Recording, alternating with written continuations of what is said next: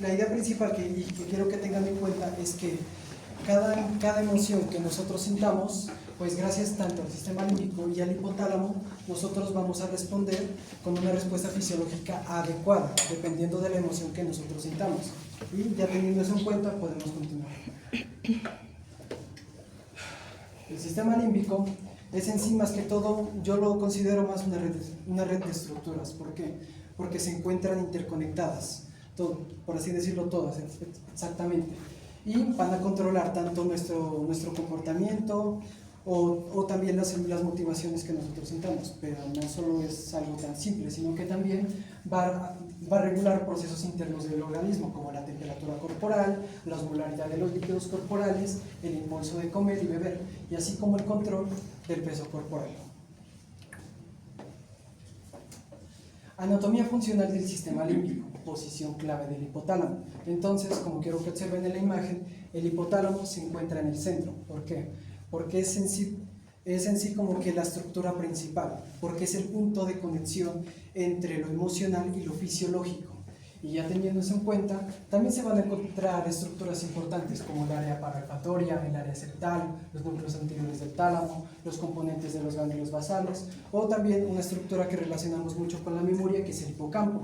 Y la amígdala está relacionada sobre todo en los contextos de miedo, como pues es la encargada principalmente, por así decirlo, la considero yo, de como que interpretar ese miedo que sentimos como en el caso del robo.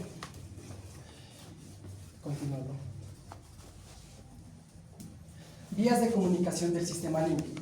Entonces van a existir dos vías principales, en los cuales primero quiero explicar las vías cortas de retroalimentación neuronal, que estas permiten ajustes rápidos en la respuesta emocional neurovegetativa y endocrina, donde va a conectar al tálamo, al hipotálamo y al hipocampo, y gracias a eso se puede generar una respuesta emocional rápida. Entonces, supongamos, saliendo de la U, llegan y nos atracan. Entonces, ese miedo que nosotros experimentamos va a aumentar la frecuencia cardíaca y además también va a secretar neurotransmisores del estrés, y junto con esos dos componentes nosotros generamos ya una respuesta de huida, de parálisis o de defensa. Ahora seguimos con el fascículo prosencefálico medial, que es la vía más importante. ¿Y por qué? Porque transporta fibras en ambos sentidos. O, para que lo entiendan de una mejor forma, transporta información en ambos sentidos, que va desde la principal línea de integración funcional, desde la corteza cerebral, después se dirige al sistema límbico y después al tronco encefálico, como pueden observar aquí en las líneas verdes. Y pues gracias a eso, entonces nosotros pues toda respuesta emocional, toda respuesta emocional que nosotros pues sintamos así, nosotros lo podemos reflejar en un cambio físico. Como por ejemplo, la persona que te gusta pues se acerca a ti. Normalmente primero vas a presentar una frecuencia cardíaca alta. Esa frecuencia cardíaca alta va a hacer que se aumente la temperatura, y ese aumento de temperatura después va a generar sudoración. Y el área septal al hipotálamo está relacionada con el fascículo prosencefálico medial y nos habla sobre lo que sentimos que es recompensa y placer, que vamos a hablar más adelante. Empezamos definiendo qué significa el sistema límbico. La límbica, como alguna vez me había dicho, viene del limbo, y en la Edad Media se consideraba que cuando estábamos mandados por la religión católica cristiana, entonces se nos decía que los buenos nos vamos al paraíso terrenal, ¿cierto? Al cielo, los malos van a ir para el infierno, ¿cierto? Y hay unos que quedan habilitando, ¿sí? Hacen curso de verano. Entonces, y el problema es dónde los mandaban. Entonces, en la Edad Media, el Papa y todo su combo se inventó una vaina que se llama el limbo, o sea, el purgatorio, donde van los que quedan habilitando el año. Entonces, los que son pecadores pero no tan pecadores. O sea, que ni están en el cielo ni están en el infierno.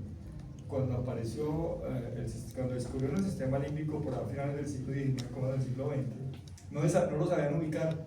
no sabían si era corteza cerebral, si era tronco encefálico, ¿sí entiende? O si era médula. Entonces le dijeron, eso está en el limbo. Y le pusieron sistema límbico, y así se quedó como sistema límbico. Supongo que eso se lo había explicado Armandín cuando les habló de neuroanatomía.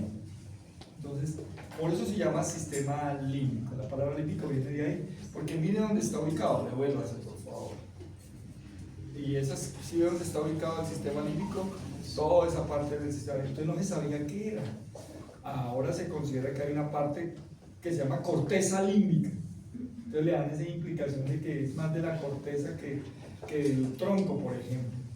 Y tiene esas estructuras que ustedes están viendo ahí tan relacionadas. Lógicamente, la cantidad de funciones que cumple el sistema límbico, partiendo de la base que tiene un man que se llama hipotálamo, ya con eso tenemos para todo, ¿sí me entienden? Alguna vez decíamos que el hipotálamo es importantísimo como parte esencial de la vida. O sea, si usted le daña el hipotálamo, seguramente va a morir, ¿cierto? Por la cantidad de funciones del sistema nervioso central, como las funciones de tipo endocrino que cumplen solamente por hablar del hipotálamo. Y imagínense de ahí para allá el hipocampo, la amígdala y toda esa vaina. Quiere decir entonces que estamos frente a un sistema muy complejo y muy importante dentro de lo que se constituye como el sistema nervioso, ¿vale? Dale.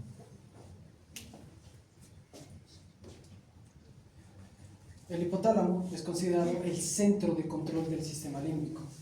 ¿Por qué? Porque va a mantener conexiones de doble vía con todas las estructuras del sistema límbico y permite integrar la actividad emocional con la respuesta corporal. Pero este hipotálamo va a enviar sus señales a través de 3 vías. ¿Listo? Primera vía, hacia el tronco encefálico, dirección posterior e inferior, en el cual, por así decirlo, va a influir en los nervios del sistema nervioso autónomo, así ayudando pues lo que sería como que a regular esas, por así decirlo, esas funciones que son como que involuntarias, que son como la frecuencia cardíaca, la respiración y la presión. Después manda señales hacia las regiones superiores del encéfalo, dirección superior, en el cual se va a conectar con la corteza límbica y con el tálamo. Y gracias a eso permite que las emociones y las funciones del cerebro que son conscientes se puedan coordinar. Y por último, manda las señales hacia el infundíbulo hipotalámico, que va a generar respuestas endocrinas. ¿Qué quiere decir? Que el hipotálamo es el que le dice a la hipófisis cuando tiene que secretar ciertas hormonas. ¿Y cómo lo pueden observar aquí?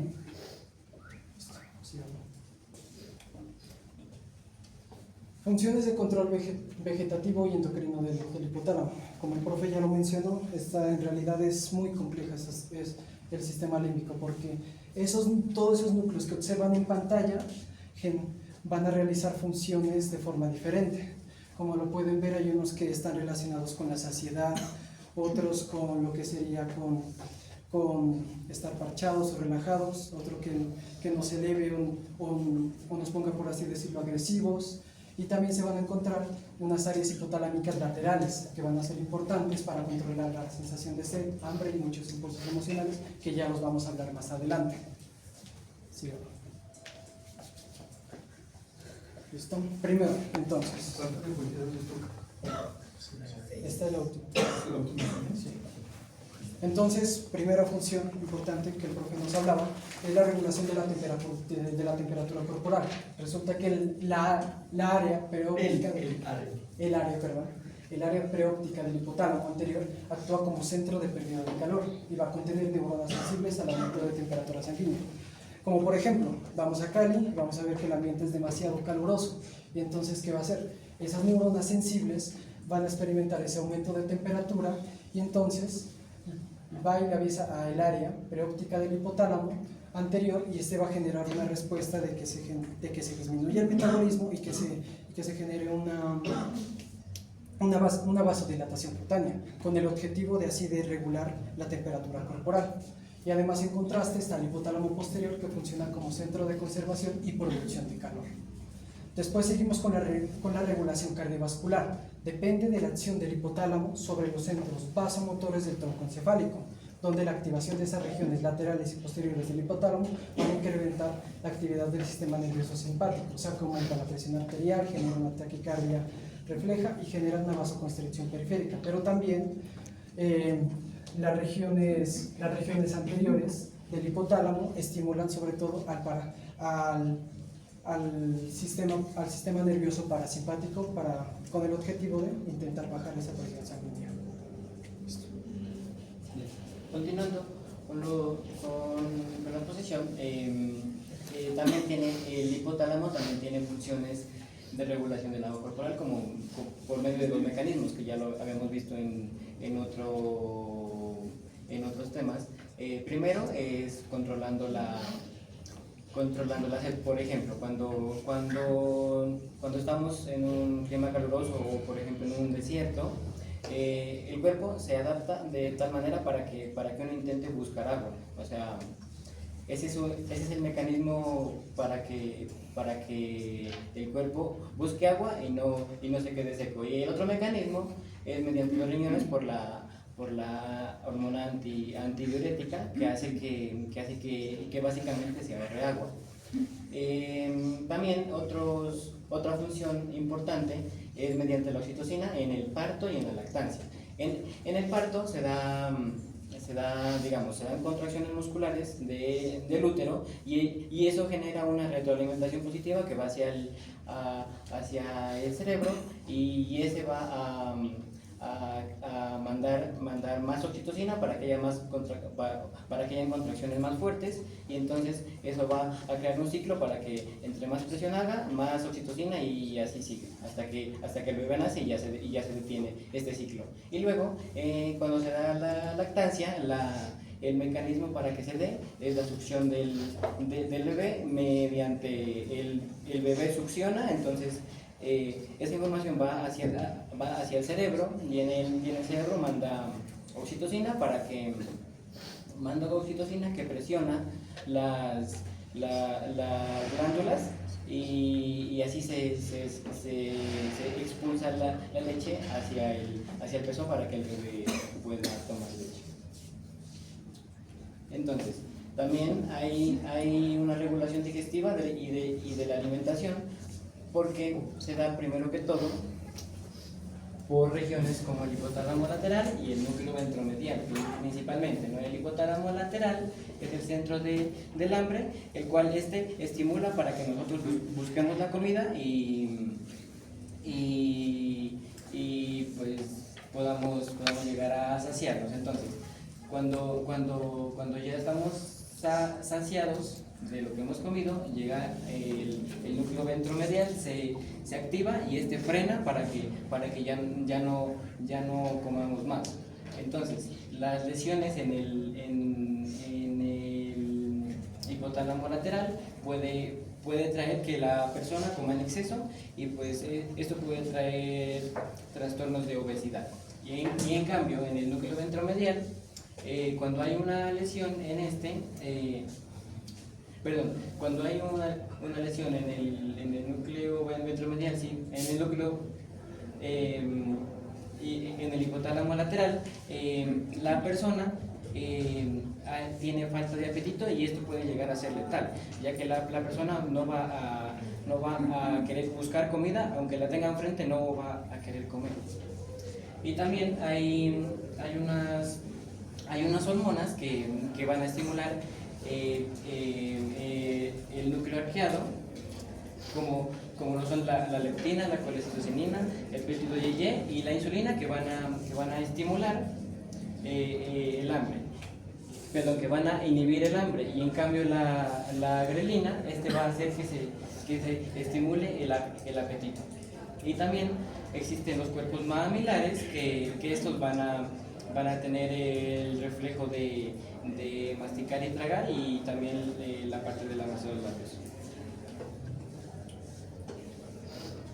También otra función muy importante es mediante que el hipotálamo envía señales hacia la hipófisis para que ésta secrete hormonas que vayan hacia los órganos diana para que realicen sus respectivas funciones. Por ejemplo, la GnRH, que es la hormona liberadora de gonadotropinas, va hacia el hipotálamo, va desde el hipotálamo hacia la hipófisis para que se libere FSH y LH que vayan a los órganos reproductivos y cumplan su función. También algo, pues esto es bien importante porque el núcleo supraquiasmático funciona como un reloj biológico. Eso se da porque recibe señales a través de la retina para saber si es día o si es noche. Entonces, esto regula el sueño, la vigilia, las funciones que mencionamos anteriormente, como el control de la temperatura, la secreción de hormonas a ciertas horas del día, el apetito y también el metabolismo. Entonces, algunas alteraciones en este núcleo puede traer trastornos del sueño, del ánimo, de la cognición y también del metabolismo. Entonces, el libro habla de que aparte de que en el cerebro tenemos un reloj biológico, también en los órganos existe un reloj periférico, pero este va a estar relacionado con el reloj biológico en el cerebro, de tal manera de que cada órgano haga su respectiva actividad a cierta hora del día, porque tiene un ciclo de 24 horas. Vale, aquí sí tenemos que estar un rato. ¿Qué va a hablar usted de esta diapositiva a seguir? No. Listo, entonces vamos a hablar acá porque aquí tengo que tener un tuyo. Bien, con los ritmos circadianos es algo que yo poco he hablado en la parte fisiológica, pero es muy importante. Cada vez por la mayoría precisamente estaba leyendo un artículo sobre los ritmos circadianos y la hipertensión arterial, la obesidad y los problemas cardiovasculares.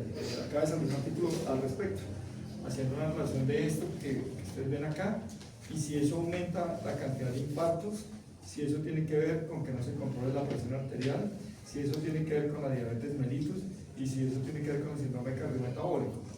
Muy interesante ese artículo y lo publica Cardioteca, lo publica otra revista, pero Cardioteca lo recoge para hablar a los cardiólogos. Y entonces, ¿de qué se trata? Vamos a ubicarnos primero fisiológicamente. Entonces, ¿existe un reloj biológico? Sí, pero lo importante es saber cuál es la vía. Entonces, por eso se habla de ese núcleo supraquiasmático. Lo primero que tenemos que recordar es que cuando hablamos de núcleos, estamos hablando de grupos de neuronas que conforman todo el hipotálamo. El hipotálamo se comporta, siempre lo digo yo, como una ciudad. Y las ciudades tienen barrios, los barrios se llaman núcleos. Y dentro de los núcleos importantes que tiene se llama núcleo supraquiasmático. ¿Él con quién se comunica? Con una glándula que se llama pineal. Y la glándula pineal se encarga de hacer una secreción de un par de hormonas que son muy importantes. Una se llama melatonina y la otra se llama serotonina. Ahora bien, ¿y cómo se comportan? Entonces, lo más importante es la luz. La luz, esa luz que nos está pegando a todos. Entonces, por ejemplo, cuando son las 9 de la noche, que entramos en oscuridad total, inmediatamente esa oscuridad hace que esa ruta que están mostrando ellos allá, ¿cierto? Que entra por la retina, y la retina tiene una ruta especial, que no es la misma ruta para ver que para poder detectar los ritmos circadianos, hace que se vaya a través del ganglio cervical superior, baje y suba otra vez hasta el núcleo supraquiasmático, y él lo envía hacia la pineal, y la pineal, que está en el techo del encéfalo, hace que se secrete melatonina. La melatonina es una hormona que nos hace descansar y nos induce al sueño. ¿Estamos de acuerdo? ¿Qué pasa cuando comienza a clarear? Entonces los niveles de melatonina comienzan a caer cuando el día ha aclarado totalmente. Estamos hablando de cuando estamos en verano en los países donde hay estaciones, en de nosotros cuando son las 6 de la mañana y comienza a clarear, inmediatamente la secreción de melatonina comienza a caer.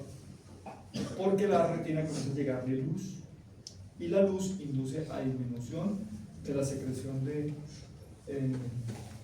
melatonina y aumenta la secreción de serotonina.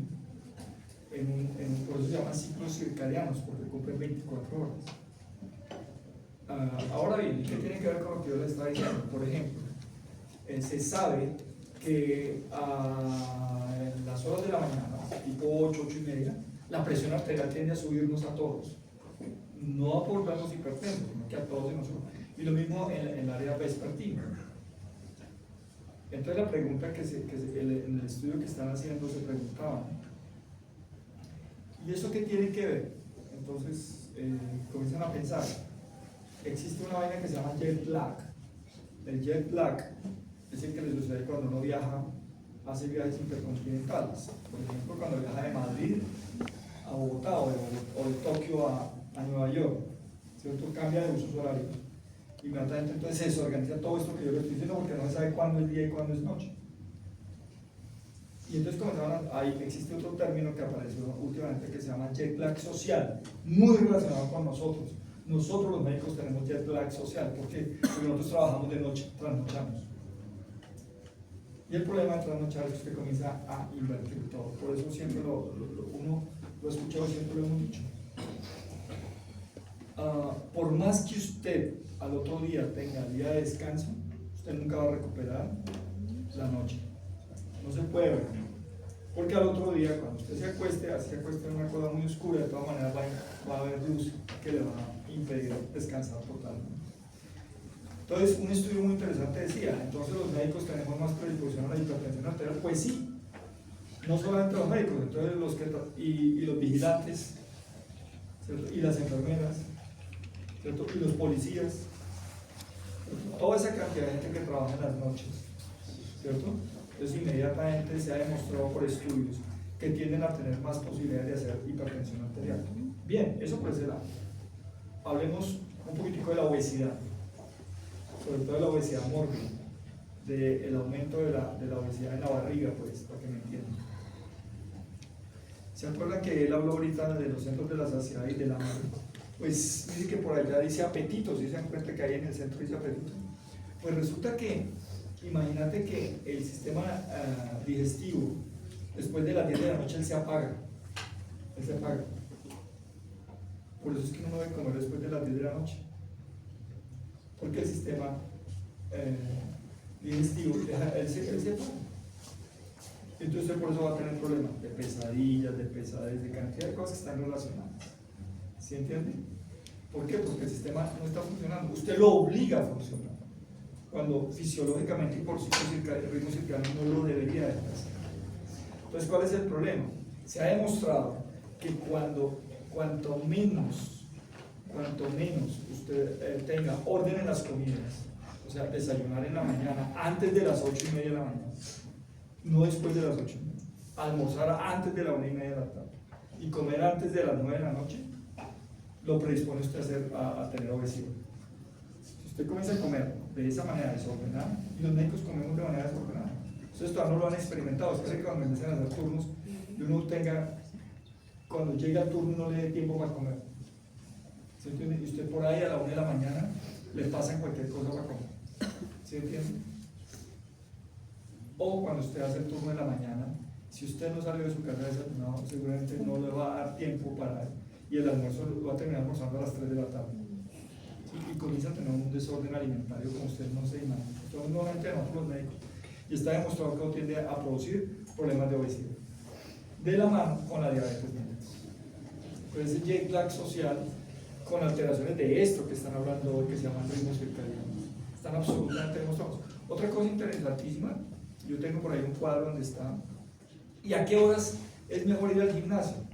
Pues se demuestra que en la tarde, pero hay gente hay estudios que dicen que no, que en la mañana, depende de lo que usted quiera. Si usted lo quiere para gastar peso o si usted quiere para aumentar masa, entonces depende. También influyen los ritmos circadianos. ¿Se entiende? Influyen en toda esa cantidad de cosas que acabamos de decir. Entonces, también hay estudios específicos con respecto a la secreción de estas hormonas para saber si funcionan o no funcionan. Una cosa es el estado de ánimo. También en el estado de ánimo están directamente relacionados los ritmos circadianos. Si usted no descansa bien, seguramente al otro día usted no va a estar en capacidad de actuar bien y no va a tener el mejor estado de ánimo para poder actuar bien. ¿Sí?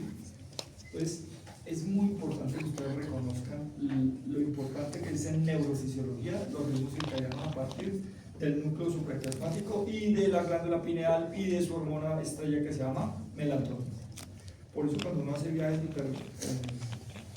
oceánicos, tiene que a veces tener que comenzar a tomar gomitas de melatonina para poder regular el ciclo de sueño, si no la va a pasar muy mal si no es capaz de regular muy bien los ciclos. Entonces, si usted no hace, en los aviones a uno le cierran las ventanillas y lo obligan a dormir para que engañar el cuerpo.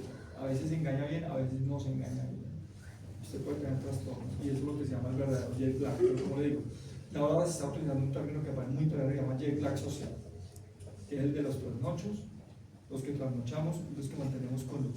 Por eso es tan importante, así usted no trasnoche, el dejar de utilizar pantallas, o sea, el de apagar a determinada hora de la noche, pero si usted deja la pantalla, esté seguro que usted puede seguir despierto. Y si usted hay gente que se duerme con el televisor prendido, ¿entiende?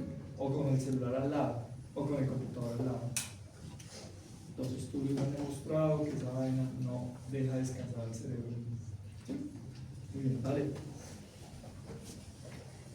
Bueno, entonces también para añadir, aparte de que cada órgano tiene su ritmo circadiano, también en nuestras células también existen unos genes que también van a controlar qué proteínas y qué procesos se activan o se frenan en ciertas horas del día. También las funciones conductuales del hipotálamo y estructuras límbicas relacionadas. Entonces, aparte de que el hipotálamo cumple todas esas funciones del ritmo cardíaco, de la temperatura corporal, de la diuresis, de secreción de hormonas adenohipofisiarias, también está muy involucrado en el comportamiento emocional y motivacional. Entonces, por ejemplo, cuando se da una estimulación del hipotálamo lateral, como ya les dije, se da una estimulación para que comamos, porque este es el centro del hambre. Pero si hay una sobreestimulación de este núcleo, genera reacciones de ira o inclusive de agresividad. También en el hipotálamo ventromedial, que es el centro de la saciedad, que hace lo contrario, aparte de hacernos dar saciedad, también está relacionado con la calma y con la tranquilidad. Entonces, estos dos núcleos están relacionados porque el uno inhibe el otro, o sea, como que un equilibrio entre ambos núcleos lleva a que la persona esté tranquila, pero pues tampoco esté muy tranquila, o que la persona no sea agresiva. Entonces, para continuar, tenemos la estimulación de los núcleos paraventriculares. Este se une junto con el tercer ventrículo, o mayor conocido con la masa gris del mesocéfalo. Que más que todo se correlaciona. Se correlaciona sobre la respuesta que tenemos del miedo. Al recibir los estímulos exteriores, esta área la relaciona con el miedo, ya que tiene una cierta vinculación íntimamente con lo que es la amígdala, que más adelante les voy a explicar qué función cumple. También tenemos la estimulación de las zonas anteriores y posteriores del hipotálamo. Esta más que todo se ve relacionada con lo que son los impulsos sexuales, el deseo sexual que se ve en las personas. Entonces voy a hablarles un poco sobre el efecto de las lesiones del hipotálamo. Entonces, lesiones del hipotálamo lateral, pues como se había dicho, en esta se pierde casi por completo lo que es el deseo de comer y el deseo de beber agua. Al ser al contrario, al ventromedial, también va a producir lo que es la pérdida de de las estimulaciones naturales, por así decirlo. Entonces lo que va a causar es que el individuo sea totalmente pasivo, por decirlo así. Y al perder el deseo de comer y beber agua, lo que va a causar es una inhibición que en algunos casos puede llegar a ser severa y puede causar la muerte de dichos pacientes.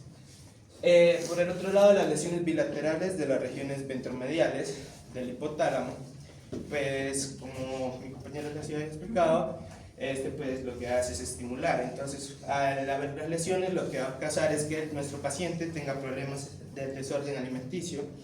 Lo que él va es a mantener un apetito constante, estar tomando agua constantemente, y va a ser personas que tengan que presenten agresividad muy repentina. O sea, con cosas mínimas este paciente puede presentar problemas de agresividad. Bueno, ahora vamos a hablar sobre las funciones de recompensa y castigo cumplidas por el sistema límbico. Esto se determina si una experiencia resulta agradable o no para dicha persona. Pero pues digamos, se define, o sea, para hablar sobre recompensa y castigo, pues vamos a definir que recompensa se habla cuando una zona es estimulada de tal manera que produce lo que es placer y satisfacción al individuo. En cambio, el castigo es que nos produzca miedo, ansiedad, y esta zona es estimulada por estas cosas, y lo que va a producir es lo que se denomina castigo. Entonces, centro de recompensa. Los principales centros de recompensa que encontramos se encuentran a lo largo, o sea, son núcleos que se encuentran a lo largo del fascículo prosencefálico. Estos principales núcleos, para lo que vamos a hablar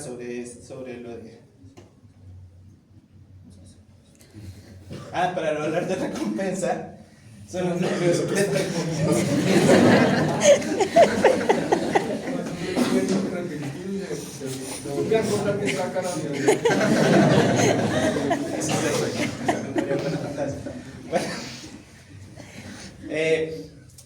los principales centros de recompensa pues, son núcleos que se encuentran a lo largo del fascículo prosencefálico medial.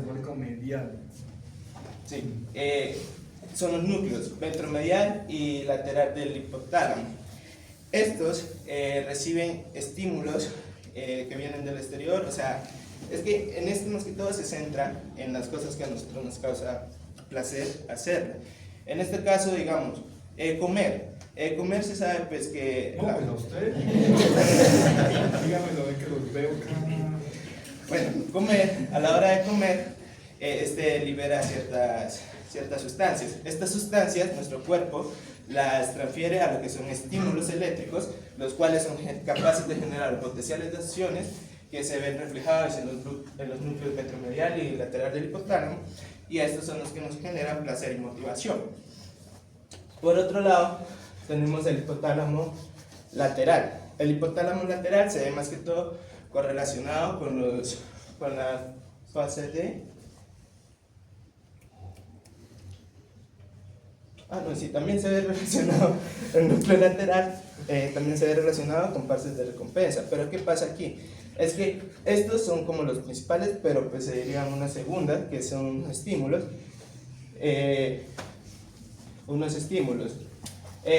Las segundas centros, por decirlo así, donde podemos recibir estos estímulos son la región central, la amígdala, algunas áreas del tálamo, ganglios basales y algunos segmentos basales encefálicos. Otra cosa por aclarar es que en el hipotálamo lateral ciertos estímulos llegan a ser extremadamente excesivos. Entonces ya no se comportan como recompensa, sino que se produzcan como castigo. O sea, estimular demasiado también la zona nos puede causar cierto miedo. Ahora, centros de castigo. Entonces, los centros de castigo, más que todo, se ven relacionados con la parte paraventricular y junto con la sustancia gris del mesencéfalo. Este rodea el acueducto de Silvio y regula Rodea la corriente de Silvio y es capaz de regular ciertas secreciones. ¿Qué pasa aquí, no? Este centro se conecta, por decirlo así, con la amígdala. ¿Y qué pasa con la amígdala? Es que estos centros son como actuadores principales que llega al estímulo, produce la sensación del miedo, pero la amígdala y una parte del hipocampo nos va a cumplir un papel de memorias conductuales. ¿Esto qué quiere decir? Que cuando se estimula esta, junto con la reacción de la amígdala, se generan respuestas de miedo que nos pueden causar respuestas inmediatas como de huida y temor. Listo. Bueno, prosiguiendo con la relación entre los centros de castigo y la ira, es que la estimulación de centros como la región periventricular del hipotálamo y el hipotálamo lateral corresponden a la producción de la ira y la agresión. En defensa a esto y en control nos encontramos con los núcleos ventromediales del hipotálamo que ayudan como un freno emocional, y el hipocampo y la corteza límbica anterior, que el hipocampo lo que hace es regular esa ira y la corteza límbica anterior reprime las respuestas agresivas. Esto mediante estímulos neuronales y emocionales. Por otro lado, tenemos la importancia de la recompensa y el castigo en el comportamiento. La recompensa y el castigo se asocian entre sí como para guiar a la persona hacia lo que se considere importante desde el hipocampo, que más adelante lo vamos a ver. Estos dos son importantes ya que en conjunto como que dictaminan al comportamiento humano, teniendo en cuenta los impulsos, las motivaciones, los deseos y las adversidades.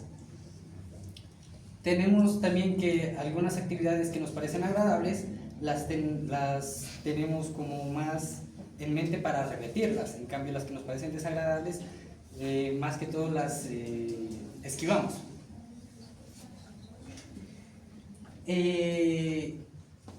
En el aprendizaje y la memoria podemos, por ejemplo, hablar sobre la habituación, que es cuando una cosa la has hecho tantas veces que pierde el interés, por así decirlo, el cerebro pierde el interés de volver a repetir eso y no le causa un estímulo para volver a hacer esas cosas.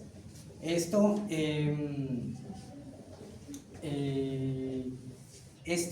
nos conlleva a que esa experiencia que es repetitiva, que causó la habituación, no nos produzca ni placer, ni malestar, ni nada, y en sí el estímulo empieza a reducirse hasta desaparecer y que por así decir, el cerebro ya no le interesa eso. Hablando de las funciones del hipocampo. El hipocampo al inicio surgió como una zona del área de la corteza olfatoria, pero a medida que se fue evolucionando conforme el tiempo, fue adaptando una posición de regular la importancia de las cosas. Y en sí el cerebro también, conforme fue pasando el tiempo, fue dándole esa función al hipocampo. Tenemos como una función del hipocampo que puede ser hiperexcitable.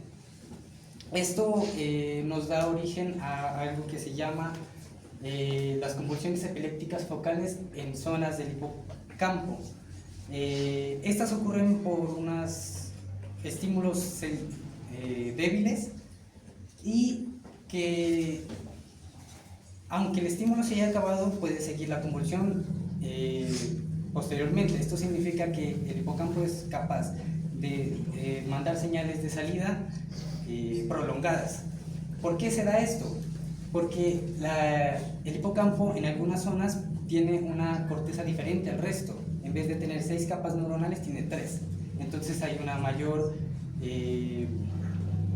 mayor contacto entre las zonas neuronales y así el estímulo se interconecta más fácilmente.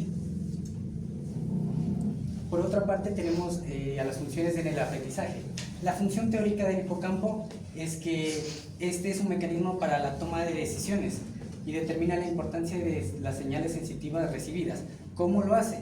Tomamos una información a corto plazo y el hipocampo lo que hace es volverla a largo plazo mediante el condicionamiento de la mente a la repetición constante, llevando a que se procese hasta que tenga un lugar en la memoria a largo plazo. Por otro lado, tenemos algo que se llama la amnesia anterior después de la extirpación bilateral de los hipocampos. ¿Qué ocurre? Que para algunos tratamientos contra las epilepsias que vimos, ocurre una extirpación de zona o del hipocampo en sí. Entonces, estos pacientes, cuando posteriormente a que ha ocurrido el procedimiento, recuperan toda la conciencia anterior, todos sus recuerdos que antecedieron a la cirugía. Más sin embargo, si por ejemplo le presenta a alguna persona, la información va a estar en la mente durante aproximadamente segundos hasta 2 minutos máximo. Es decir, que la persona no tiene la capacidad de no conserva la capacidad de una memoria a largo plazo. Por último, tenemos el caso clínico referente. Espérate, yo devuélvete, que hablemos de centro de recompensa y devuélvete un poquitín. Centros de castigo, ¿cierto? Y centros de recompensa. Entonces, lo primero que tenemos que recordar es que volvemos otra vez a los barrios del hipotálamo y volvemos a la importancia que tiene el hipotálamo con algunas zonas relacionadas con todo ese sistema límbico del cual estamos hablando. Se demostró en experimentos, y Gator lo menciona así, ¿no? La pregunta es cómo hicieron para identificar estas zonas, cómo hicieron para saber dónde se ejecutaban ese tipo de acciones. Y lo hicieron mediante experimentos con animales. Porque la pregunta es, ¿cómo saben exactamente cuáles son las zonas que se estimulan y cuáles son las zonas que se ejecutan? Ellos ya lo dijeron y no voy a volverlo a repetir, pero me parece una cosa interesante es ver el juego de neurotransmisores que existen ahí, ¿vale? Entonces la pregunta es, las zonas existen, pero ¿cómo hacen para que el sistema nervioso lo interprete? Y entonces aquí viene un juego de neurotransmisores, ¿vale? De los cuales ya habían hablado los grupos anteriores. Y entonces tenemos que hablar de neurotransmisores como dopamina, como serotonina, algunas neuroendorfinas para sentir placer, por ejemplo. Las sensaciones de placer están relacionadas con esos receptores de tipos opioides, más estos centros de recompensa que están dirigidos desde la parte superior, específicamente en los núcleos ventromediales y laterales del hipotálamo. Ahora bien, si ustedes se dan cuenta en esta diapositiva de acá, hablan de la relación con otras áreas distintas a las del sistema límbico completo, como algunos ganglios basales. Pero recordarán ustedes que cuando se pusieron ganglios basales había una ruta, ¿se acuerdan? Y hay una ruta que se las tienen que aprender, ¿cierto? Como la ruta de la dopamina, como la ruta de la acetilcolina, ¿cierto? Como la ruta de la adrenalina, que están relacionadas con esa secreción de neurotransmisores que yo le digo. Entonces, una cosa es el sitio donde sabemos que ocurre en el hipotálamo y otra cosa es mediante qué neurotransmisores se pueden hacer. Sí. Ahora bien, cuando hablamos de centros de castigo, y entonces fíjate que ya nos vamos a zonas muy importantes como el hipocampo y la amígdala también están relacionadas con esta zona. Pero además, ¿cómo sé yo que algo me va a causar sensación de malestar o que algo me va a causar sensación de placer? Entonces estas áreas, como ya lo han dicho ellos, van de la mano con otra cosa que es la memoria. ¿Qué es la memoria? Un ejemplo clásico es el chino que mete el dedo en esos enchufes.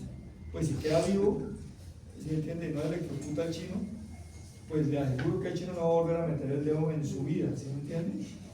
¿Sí? El man, y si lo vuelve a hacer, pues el man va para profesor de fisiología, ¿sí me entiendes? Descarado, pues, porque ¿cómo va a hacer eso? Eso está relacionado con los centros de castigo y de recompensa. El mismo, cuando el chino chiquito mete el dedo en la llama, tenemos un reflejo de retirada, se llama reflejo de retirada, pero su mente ya sabe que esa vena le va a producir eso, entonces no la va a volver a meter. ¿Se entiende?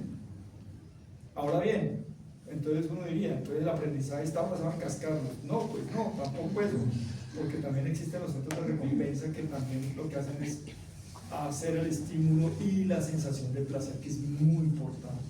muy importante. Ahí viene el juego de todo lo que siempre se ha dicho, y qué tanto es que usted solamente reciba recompensas o qué tanto que usted reciba solamente castigo. Estudios grandísimos que se han hecho, por ejemplo, en personas que han recibido por largos periodos de tiempo, por ejemplo, torturas, ¿no? Los que secuestran y torturan, o los animales que los encierran.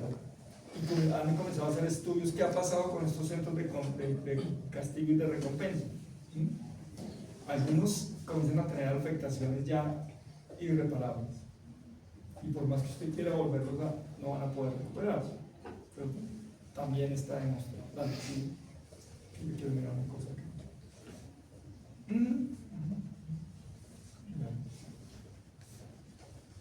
Dale. Muy bien. Termina por eso.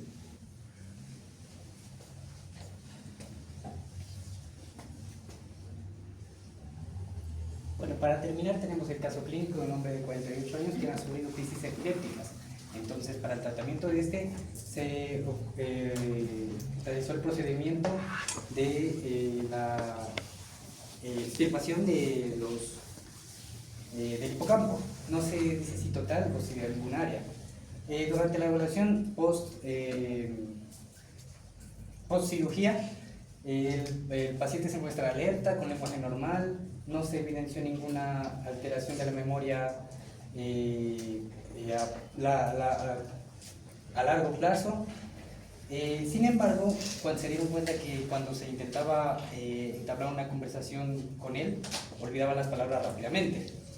Entonces, con más exámenes se evidenció que tampoco no tenía déficit motores ni sensitivos, y en el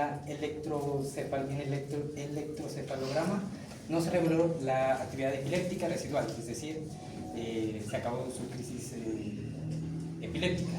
Entonces se diagnosticó la amnesia anterioridad secundaria de la lesión bilateral del hipocampo, por la misma razón de que por la misma razón de la pérdida de la memoria a corto plazo. ¿Listo? Muy bien. Preguntas, por favor. Tranquilo, que lógico va a hacer las preguntas dentro de 15 días. Yo sé que lo voy a hacer. ¿Me pregunta? Un paciente con bipolaridad afectaría en sí las vías del sistema límbico. Tiene relación, pero no directamente. Porque aquí, pero sí tiene relación con algo que fue lo que mencioné yo hace rato, y es con el desbalance en el neurotransmisor. Puede que la estructura de las áreas, de estas áreas límbicas, estén conservadas, pero la secreción de neurotransmisores no. Algunas veces se ha demostrado que, como usted lo dice, tienen afectaciones de algunas de estas áreas, por ejemplo de la amígdala, ¿sí? Ya lo había hablado en otra clase anterior también, había hablado de los sociópatas y los psicópatas, que definitivamente se han hecho estudios, se les ha pedido permiso para hacer estudios de su corteza cerebral, y se ha demostrado que tienen afectaciones de esta área, sobre todo de recompensa y castigo. Una de las grandes preguntas que se hace uno es, ¿el tipo ya nace con el problema? O, por ejemplo, si de chiquito lo violaron, lo cascaron, vivió en un hogar disfuncional, ¿qué tanto lo puede afectar y qué tanto puede afectar estas áreas? ¿Puede causar afectaciones estructurales o son de otro tipo? Entonces, son unas grandes preguntas que todavía no se han podido dilucidar y que todavía no se han podido definir. Mira un ejemplo del tipo que yo les cuento, del tipo que mata en Bogotá a esta niña Sandón, ¿no? Que fue de una familia más rica de Bogotá. Una de las familias más ricas de Bogotá. El papá era el decano de la Facultad de Arquitectura de los Andes. Estamos hablando de gente que tiene toda la plata del mundo. Toda la plata. O sea, que nunca tuvo problemas de nada. Pero el tipo nació totalmente pervertido. Para usted llevarse a una niña de 7 años, violarla y matarla como la mató el tipo, usted tiene que estar muy perturbado. Usted tiene que tener muchos problemas mentales. Sin ninguna necesidad. Entonces me pregunta, era por la satisfacción sexual, pero ¿cuántas mujeres podía conquistar el tipo con toda la plata que tenía? Si era por eso. ¿Sí entienden? Entonces comienza uno a perderse, y comenzamos todos a perdernos en este matrimonio que es la mente humana y sobre todo esta zona del área límbica que es tan difícil de estimular. Las zonas de recompensa y de castigo, de sensación de placer. Entonces ahí volvemos al cuento, eso es lo que los jueces no entienden. Cuando un violador coge una niña de esa y la viola y lo dejan vivo, no estoy hablando de matar, no, eso es una parte ética y moral que a mí no me corresponde discutir, pero el juez tiene que entender que él no se va a recuperar porque él tiene una enfermedad, él nace con un defecto, con una alteración. Usted lo deja libre y tome que a los 10 minutos está violando a otro.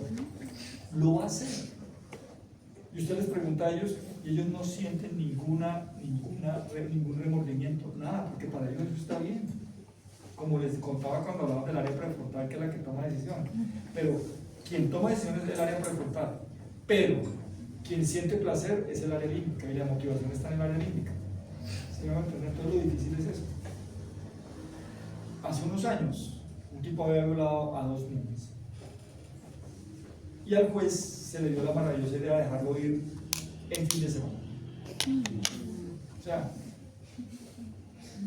están, si usted quiere en internet, mírenlo, está el video donde el tipo sale de la cárcel y una niña del bachillerato salía por ahí, tenía que hacer recorrido y él no llevaba más de media hora de haber salido de la cárcel y la violó y la mató,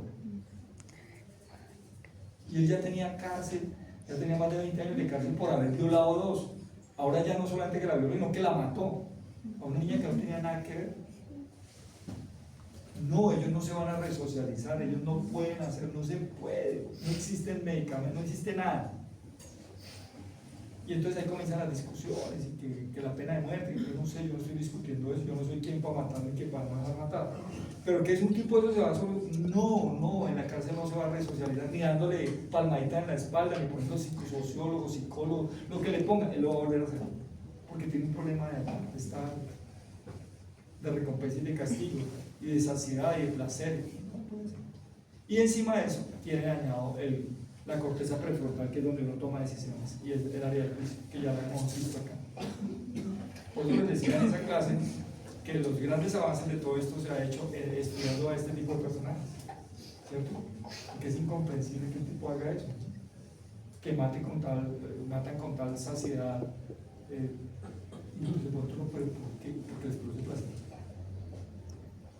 Y uno dice, ¿qué placer puede tener en eso? Les produce placer. Usted no sabe cómo, pero le produce placer. Y eso no lo va a arreglar nadie. No lo van a arreglar con cárcel, no lo van a arreglar con nada. Lo único es aislarlos totalmente. Si usted lo quiere tener vivo, tiene que tenerlo aislado y nunca dejarlo salir. Usted lo deja salir 10 minutos y mata a otro. No hay de otra manera.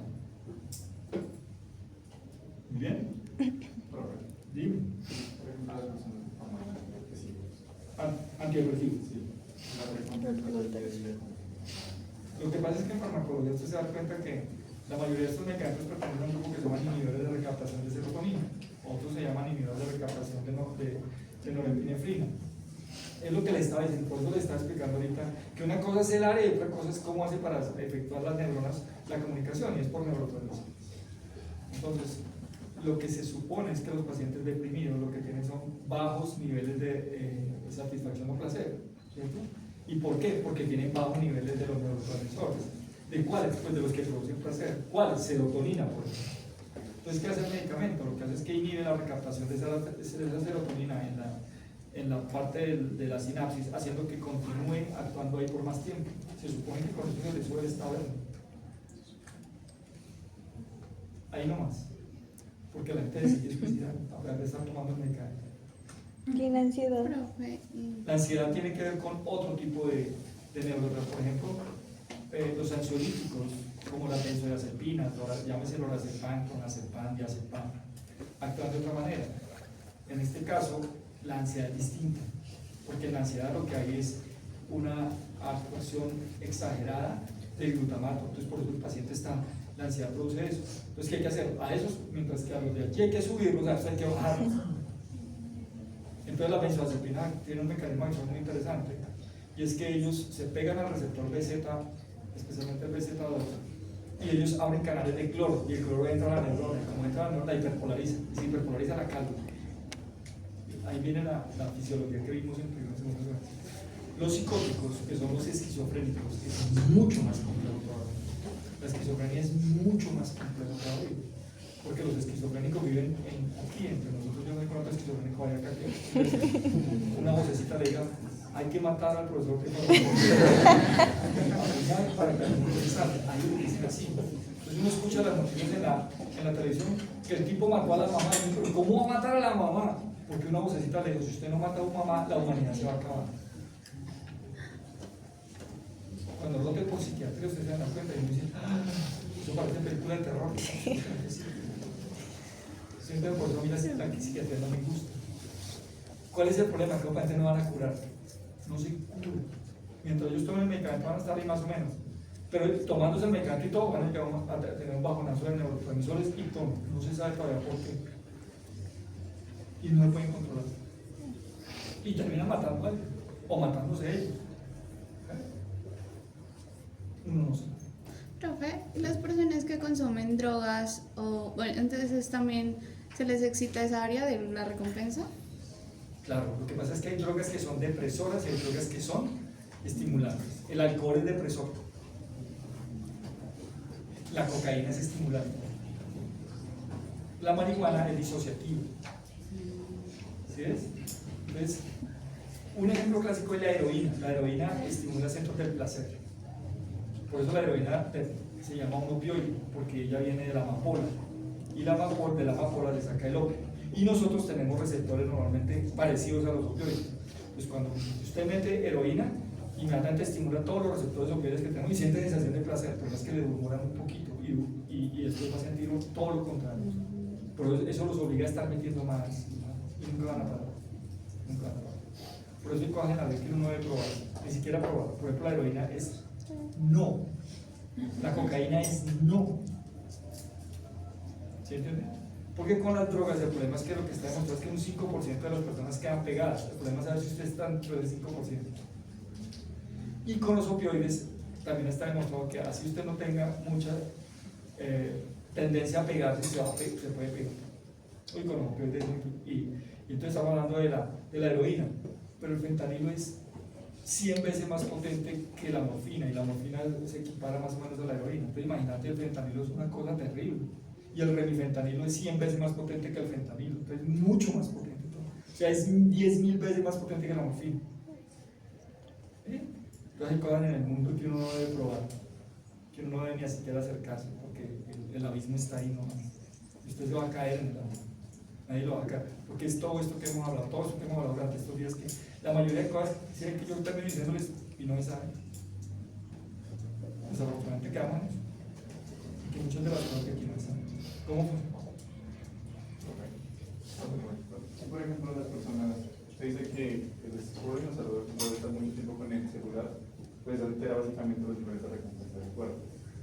¿Qué tan es cierto es que...? No tanto eso, yo lo que estaba diciendo era las afectaciones que tienen las pantallas con respecto a la secreción de melatonina, o sea, de descanso, no de recompensa, no de descanso.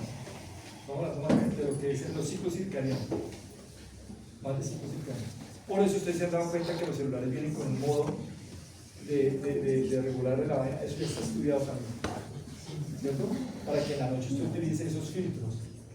Y efectivamente después de las 9, 10 de la noche, lo ideal es no utilizar los celulares. Ninguna pantalla. Y es verdad eso que se dice que no puede volver a regular como los niveles de recompensa. Todo está dentro de las posibilidades. Bueno, lo que pasa es que son cosas demasiado etéreas para yo decirle sí, sí o sí. Por medicamentos, como ya les dije, existen de todo tipo, tanto para los que están muy arriba, los que están psicóticos, como para los que están depresivos. Sí, la teoría lo dice y como les explicaba ahorita para la ansiedad, pero que funciona, hijo de pucha. Si funcionaran también como dicen, entonces la gente no se suicidaría. ¿Sienten? Es lo mismo que pasa con los antihipertensivos, con las drogas para la diabetes. Uno termina pegándose una decepción tan infernal de la carrera. Porque uno dice, entonces, ¿para qué estudié? ¿Para qué me morí? Esto nada sirve para nada. Los pacientes diabéticos se van a morir diabéticos, a menos que los mate un mototaxista aquí pasando. Sí, esa es mi teoría. Preguntan si todo lo que digo es falso. Y el paciente depresivo se va a morir depresivo. ¿Cuándo? Yo no sé cuándo. Yo no estoy diciendo que se va a morir mañana ni que se vaya a matar. Estoy diciendo que se va a morir así. ¿Sí me entiende? ¿O cuántos hipertensos usted dice que se sanan? Pues en la televisión dicen que tomando omega 3 y todo, y la gente cree esa estupidez.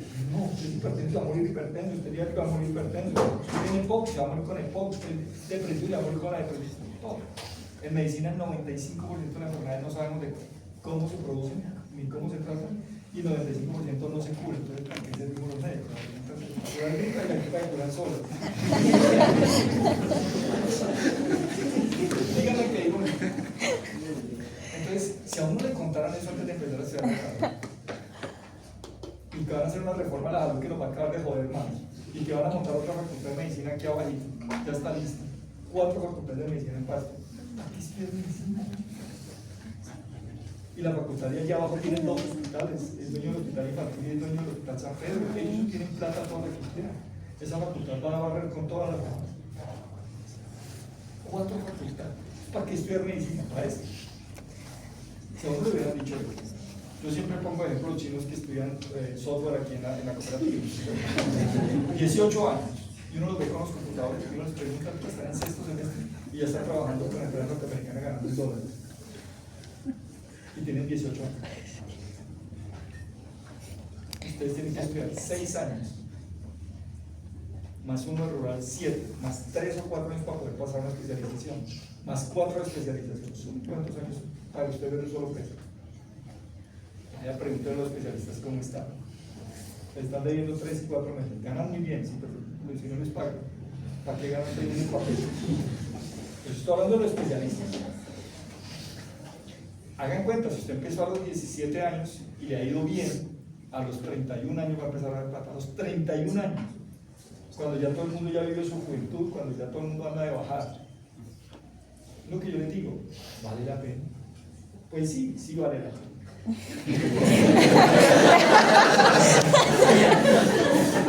Si usted tiene vocación, vale la pena. El problema es que si yo les digo a ustedes la mayoría, yo lo voy a decir con todo respeto, yo soy el que hago el 90% de muchos que ahora no tienen su vocación, como lo teníamos nosotros.